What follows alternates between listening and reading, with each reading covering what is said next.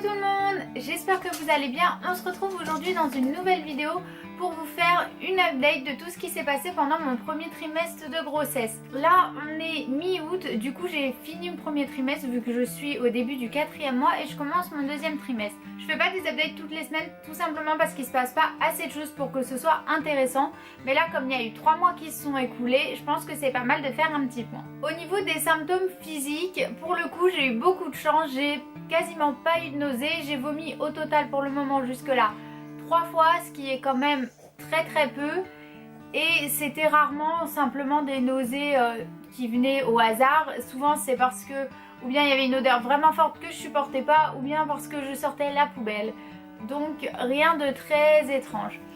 Le 2e mois j'ai été très fatiguée malgré tout, mais maintenant c'est passé et je me sens mieux. Après il faut savoir aussi qu'il y a des semaines où je travaille beaucoup plus que d'autres, donc forcément je pense que ça joue aussi. Au niveau médical, on a eu pas mal de rendez-vous les mois qui sont passés.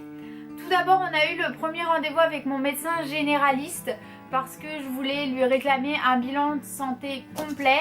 Pour le coup je vais pas vous mentir, ça s'est pas très bien passé avec elle, tout simplement parce qu'elle est totalement anti-végane. Ce qui est son droit, hein, pour le coup c'est son avis médical et elle a le droit de penser ce qu'elle veut. Mais elle a été, on va pas se mentir, assez dure et pour le coup carrément méchante en me disant mot pour mot que si je faisais ça j'allais mourir et tuer mon bébé. Donc autant vous dire que j'ai pris le papier pour aller faire les analyses et que depuis je ne l'ai pas revu et je pense que je vais changer de médecin parce que même si c'est son avis et qu'elle trouve ça dangereux, je trouve que c'est pas une manière de parler aux gens, tout simplement. On a aussi commencé à faire le suivi gynécologiste, donc j'ai eu pas mal de chance puisque j'ai déjà eu 3 échographies. Tout d'abord on a fait une première échographie qui était pour confirmer la grossesse, qui s'est passé très rapidement, hein. On a simplement entendu le cœur du bébé et ça a duré même pas 5-10 minutes. Et suite à ça, il nous avait planifié une échographie de datation, mais c'était trop tôt pour savoir à quel moment exactement le bébé avait été conçu. Donc on y est retourné 3 semaines plus tard il me semble, et on a eu donc l'échographie de datation qui était vraiment la première échographie où on a pu avoir des vraies photos du bébé, qui est donc la photo que je vous avais postée sur Instagram pour vous annoncer la nouvelle. Donc si ça vous intéresse, le bébé a été conçu donc le 15 mai et il est prévu du coup pour début février. On a eu ensuite l'échographie donc du premier trimestre, la grosse échographie.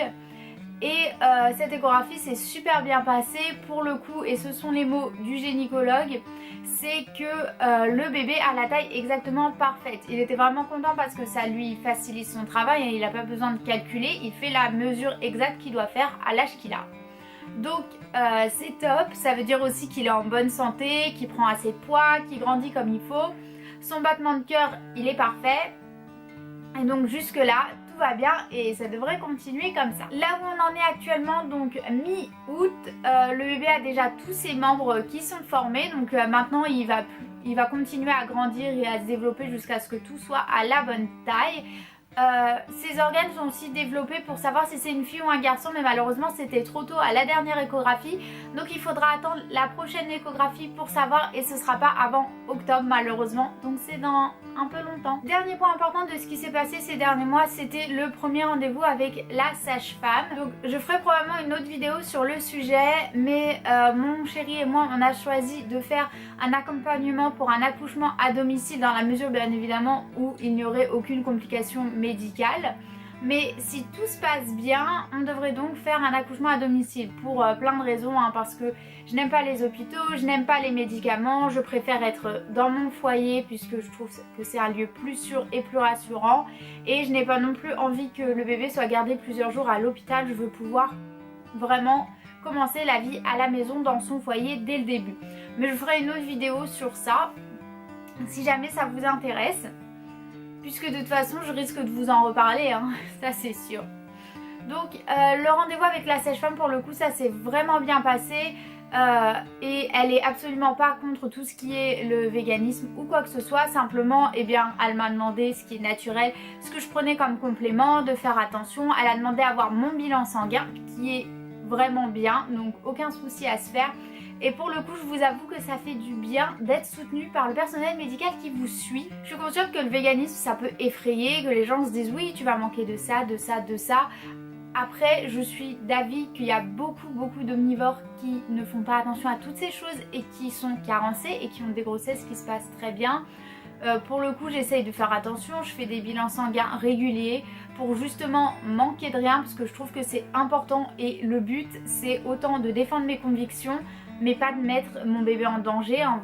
Enfin, ça semble logique mais apparemment pas pour tout le monde. Pour ce qui est du poids, j'ai pris à peine 1 kg pour le moment, j'ai dû prendre 700 grammes, quelque chose comme ça, donc je prends pas énormément de poids. Je prends à vrai dire juste le poids du bébé pour l'instant, donc je m'en plains pas. On va voir comment ça évolue. À partir de maintenant je devrais prendre du poids quand même plus rapidement puisque le bébé double à peu près de taille toutes les semaines. Pour ce qui est de mon ventre, j'ai pas vraiment pris de ventre, j'ai pris un tout petit peu mais ça se voit pas encore beaucoup. Enfin moi je trouve que ça se voit, après ça dépend vraiment des gens. Il y a des gens qui trouvent que ça se voit pas parce que c'est un ventre on va dire de quelqu'un qui aurait juste trop mangé, mais par rapport à moi, mon petit ventre de d'habitude, bah ça commence quand même un tout petit peu à prendre forme, donc voilà, c'est tout pour cette vidéo. J'espère que ça vous aura plu. En attendant d'autres nouvelles, je vous envoie plein de bisous et je vous dis à dans une prochaine vidéo. Bye bye.